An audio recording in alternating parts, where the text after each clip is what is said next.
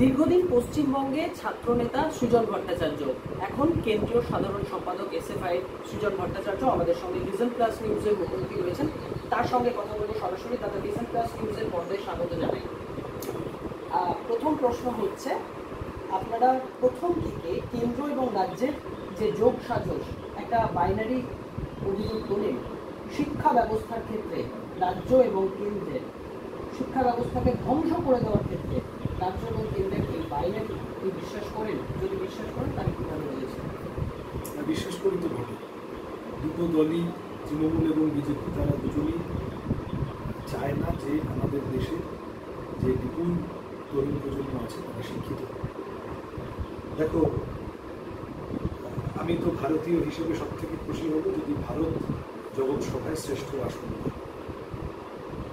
আমরা স্বাধীন হলাম 47, আর আমাদের 2 বছর পরে বিপ্লব হয়েছে। চীনের স্বাধীনতা সেই অর্থে আমাদের থেকে 2 বছর জুনিয়র। কাছাকাছি মানব সম্পদের দেশ, কাছাকাছি পপুলেশনের দেশ। চীন তার মানব সম্পদের বৈজ্ঞানিক ব্যবহার ঘটিয়ে, বৈজ্ঞানিক ইউটিলাইজেশন ঘটিয়ে বিজ্ঞানসম্মত কোথা থেকে কোথায় চলে। আর আমাদের দেশে ভারতীয় হিসেবে কষ্ট হয়। কী পরিমাণ অশিক্ষা, কী পরিমাণ দুর্নীতি, কী পরিমাণ বেকারত্ব, কী পরিমাণ পচছে আমাদের তরুণ প্রজন্মের এই যে মানব সম্পদ। তাহলে এটাকে কাজে লাগানোর জন্য একটা এমন শিক্ষানীতি দরকার যা from every nook and corner সমস্ত ছাত্রকে লেখাপড়ার আলোচনা নিয়ে আসবে, তাদেরকে লালন পালন করবে, তাদেরকে যোগ্য করে তুলবে, কর্মক্ষম করে তুলবে, এবং তারপরে সমাজের বৃহত্তর সমাজে গিয়ে ইচ্ছে মতো কাজ বেছে নেওয়ার মতো একটা পরিবেশ তৈরি হবে। তারপরে সে ছাত্র বড় হয়ে সমাজে কন্ট্রিবিউট করে গোটা সমাজকে ভেঙে যাবে। এই তো বাংলা কথা। তাহলে কেউ যদি গোড়াতেই গণ্ডগোল করে দেয়, বলে যে না আমি ছাত্রদের স্কুলে আসা বন্ধ করে দেবো, স্কুলগুলো তুলে দেবো, মিড ডে মিলটা খেতে দেবো, সেখানে চাল চুরি করবো, ডিম চুরি করবো, টিচার রিক্রুটমেন্টে দুর্নীতি করে দেবে, তার মানে সে একেবারে ভেরি বেসিস, ভেরি ফাউন্ডেশন, একেবারে ভিত্তিভূমিতে আঘাত করছে। সেই ভিত্তিভূমিতে আঘাতটা জাতীয় শিক্ষানীতি বিজেপি বড় আকারে করছে। তারা যে শিক্ষানীতি লাগু করতে চাইছে আর তার প্রয়োগ ঘটাচ্ছে রাজ্যে থেকে। তুমি এইরকম এই উত্তরপ্রদেশে দেখেছো একটা বিপুল অংশের স্কুল, 5,000 স্কুল বন্ধ হয়ে যাচ্ছে যোগী আদিত্যনাথের সরকার। এবার ওটা যোগী আদিত্যনাথ সামনে এসেছে, আর তৃণমূল কংগ্রেসের আমলে চুপি চুপি চলে যাচ্ছে, 8,000 স্কুল বন্ধ হয়ে যাচ্ছে। তাহলে আমি চাইলেও আলাদা করবো কী করে বলো? এরা দুজনে মিলে শিক্ষা ব্যবস্থাকে তছনছ করে দেয়। খালি প্রাথমিক শিক্ষা নয়, উচ্চশিক্ষা। বিজেপি আবার 1.5 কাঠি শেয়ানা, যে কজন পড়বে তারা যেন আমি যেটা পড়াতে চাই সেটাই পড়তে, তার বাইরে যেন তারা না। এই যে জ্ঞান যেথা মুক্ত, উচ্চ যেথা শির, এইসবের গল্প যেন না, চিত্ত যেন ভয়শূন্য না। আমি পড়াবো তাজমহলের নিচে মন্দির আছে, ওইটাই তোমায় পড়তে হবে, গিলতে হবে। আমি পড়াবো গরুর দুধে সোনা পাওয়া যায়, ওইটাই তোমায় গিলতে হবে। আমি পড়াবো মুসলমানরা খারাপ ছিল, ওইটাই তোমায় পড়তে হবে। মুসলমান দিয়ে শুরু করে এখন দেখছো রাজ্যে রাজ্যে বাঙালিদের কীভাবে পিছনে লাগছে।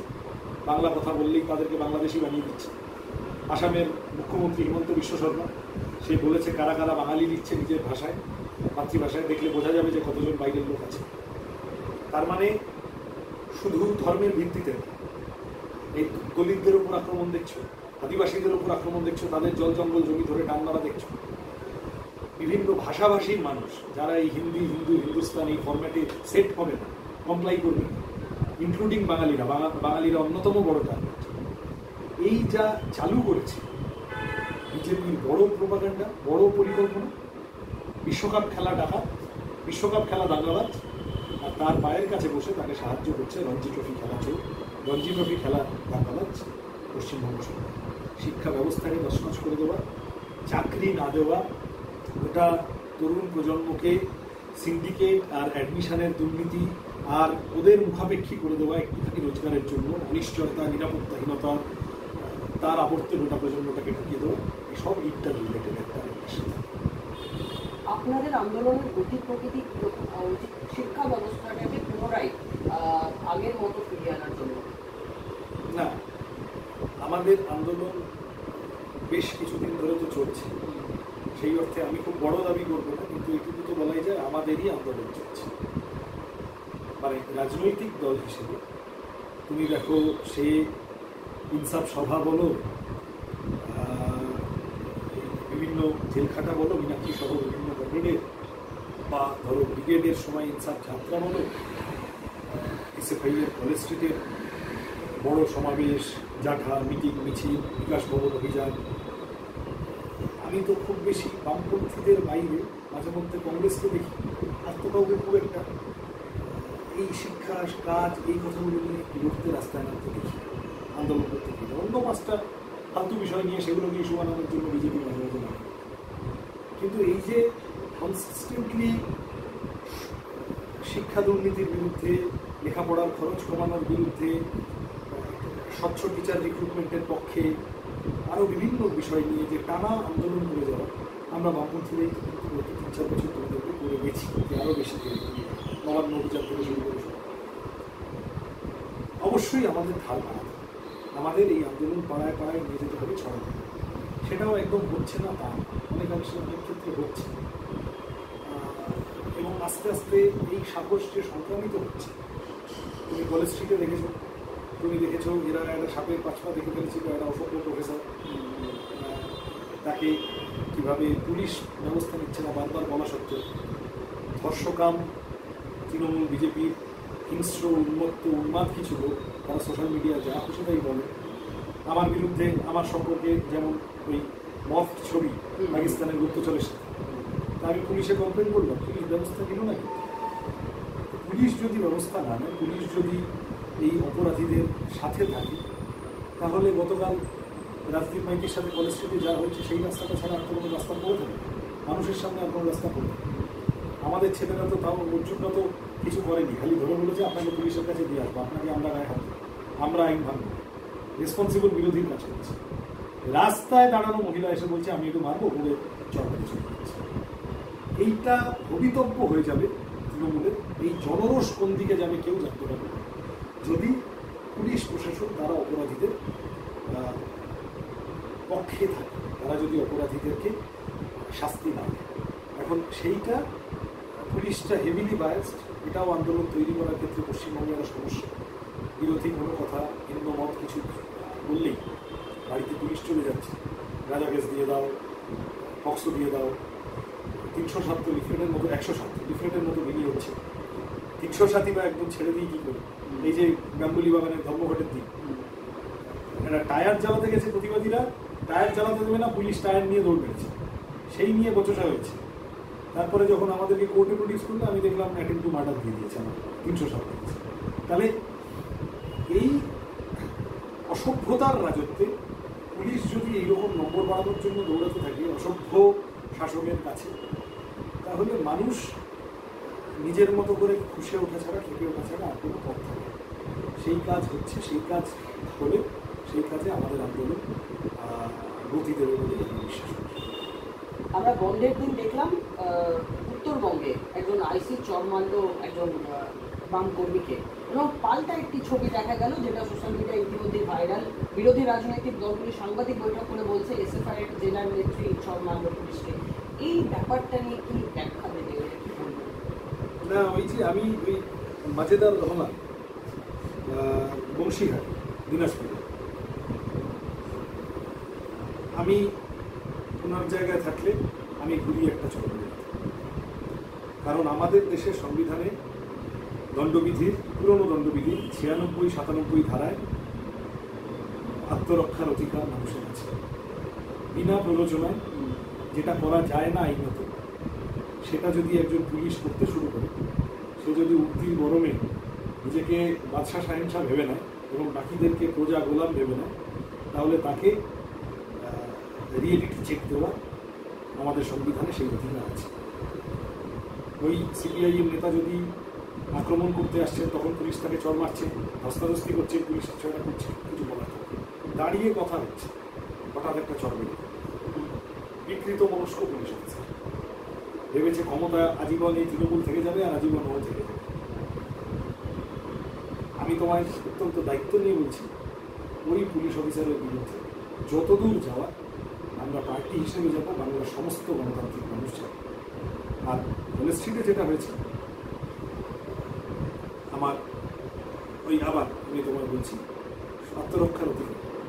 তুমি যদি মেয়ে হও, তোমার যদি 5টা বেটা ছেলে ঘিরে যাবে এবং সেখানে মহিলা পুলিশ ছিল না, দেখা যাচ্ছে তা মহিলা পুলিশ না থাকলে ওইভাবে ওটা করতে গেলে এবার বর্ণনা যদি কাউকে পাল্টা কেস করে, পুলিশ তো বিপদে পড়ে যাবে। কারণ মহিলা পুলিশ ছাড়া তুমি ওখানে গিয়ে ধরতে গেছো ট্যান্টামাউন্ট মলেস্টেশন, শ্লীলতাহানির স্বামী অনুরূপ যা করেছে ওখানে করতে গেছে। এবং এটা নতুন ঘটনা, বামেদের যে কোনো জমায়েতে দেখি পুরুষ পুলিশ এসে মহিলাদের উপর হামলা করে, বারবার দেখেছি। তাহলে এই আত্মরক্ষার জন্য তর্কাতর্কির সময় মানুষ যদি হাত চলে যায়, আমার মনে হয় সেটাকে সেটার পাশেই পক্ষেই মানুষের সমর্থন থাকে। কাঞ্চন মল্লিক কী করছে, বর্ণনা তো বাচ্চা মেয়ে, ছেড়ে দেয়।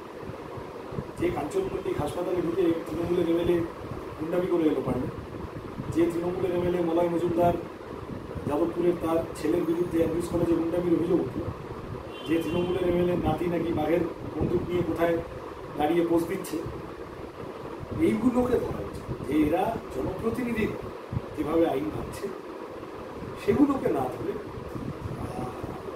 বংশীহারির ঘটনাকে ব্যালেন্স করার জন্য একটা কলেজ স্ট্রিটের ঘটনা আমি তুলে দেবো।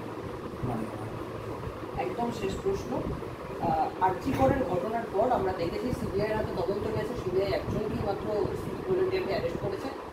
ইতিমধ্যেই অভয়ের বাবা মা সিবিআইয়ের ভূমিকা নিয়ে প্রশ্ন তুলেছেন। আবার সেই অভয়ের বাবা মাকে নিয়েই রাজ্য পুলিশের ভূমিকায় প্রশ্ন তুলে শুভেন্দু অধিকারী তাদেরকে নবান্ন অভিযান করছে। অন্যদিকে অভয়ের বাবা মা সিবিআইয়ের ওপর প্রশ্ন তুলে পরের দিন সিজিও কমপ্লেক্স অভিযান করছে।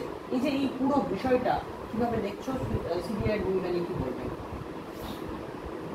সিবিআই যদি স্বয়ংশাসিত হতো, সিবিআই এর নিজের দিকে যদি নিজের হাতে ধরা থাকে, তাহলে পশ্চিমবঙ্গ সরকার করে যেতে হতো। এই সন্দীপ ঘোষ হয়ে, এসপি দাস হয়ে, ওই যে সুশান্ত রায়, সুদীপ্ত রায় হয়ে, আলটিমেটলি এই সূত্র যেখানে গিয়ে পৌঁছাতো পশ্চিমবঙ্গ সরকার করে যেত। কিন্তু দিল্লির বিজেপি পশ্চিমবঙ্গের তৃণমূলকে টিকিয়ে রাখতে চায়।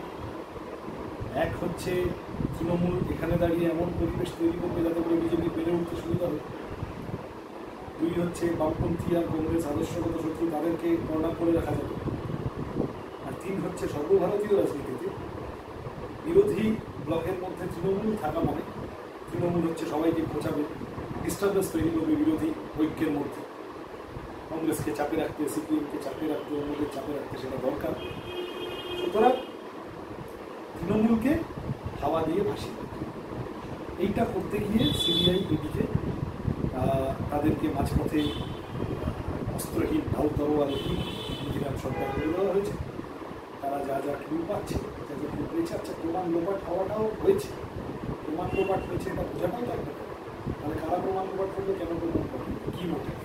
এখান থেকেও তো 5টা লোককে ধরা যাবে। পানিহাটির এমএলএ কেন ওই রকম সাত তাড়াতাড়ি তিলোত্তমার মরদেহ দাহ কার্যের মধ্যে ঢুকিয়ে ওখানকার তৃণমূলের নেতা সে সই করে দেবে? কতগুলো প্রশ্ন ছিল, হাজার হাজার উত্তর না পাওয়া প্রশ্ন আছে। জনগণের মধ্যে এই প্রশ্ন ছড়িয়ে বেড়াচ্ছে, আর সিবিআই জানে না, সিবিআই বোঝে না, ইডি বোঝে না। এরা একেবারে পলিটিক্যালি মোটিভেটেড আকারে সিবিআইকে দিয়ে এই ঘটনাটিকে ধামাচাপা দেওয়ার চেষ্টা করছে, এবং এটা করছে বিজেপি। এই বিজেপির শুভেন্দু নিজের ভোটের 26-এর ভোট মাথায় রেখে বলেছে আমি নবান্ন হয়ে যাব।